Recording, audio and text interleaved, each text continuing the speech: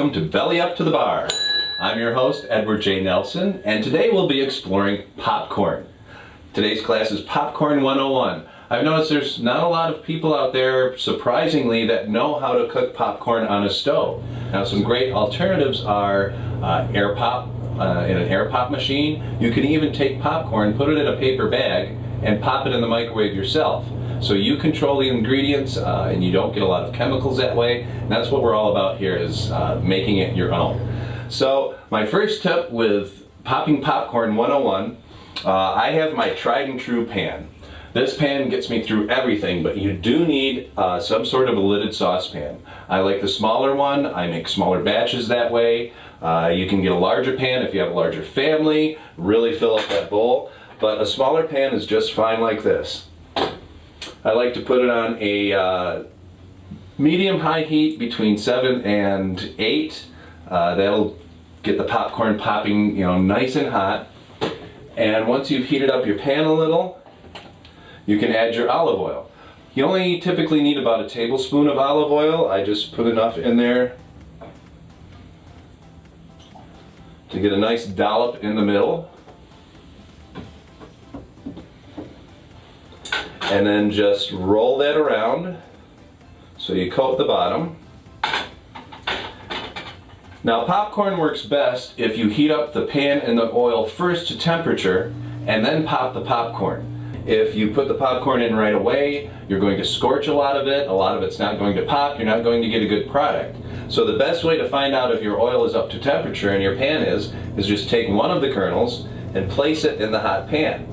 And then you just simply wait, and the popcorn kernel will tell you by popping when the pan is ready. And then you can see there's a little bit of smoke coming off of that. That's natural. That means the oil is heating up and the pan is heating up really nice. And that just popped. So maybe we'll get a more dramatic one next time.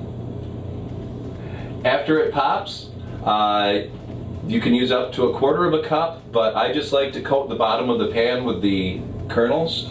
So I put in enough just a single layer on the bottom of the pan.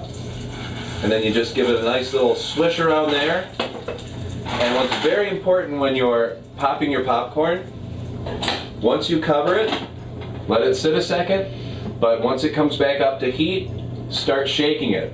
The shaking it keeps the kernels from scorching and burning before they actually get a chance to pop. So you get a lot better product that way just by simply agitating it over the stove. And as you can see, the kernels are starting to pop, so just keep up the agitation while they're popping.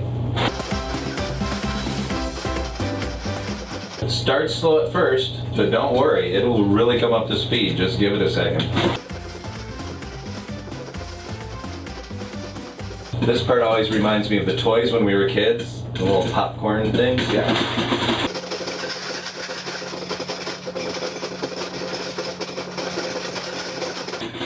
And now you can see that coming up really nicely. It may even overcrowd your pan. So keep up that agitation.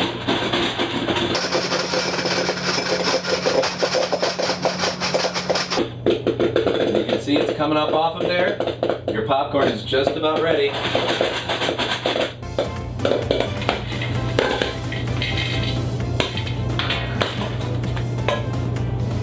Most every kernel popped. Ta-da! And now we move on to flavoring.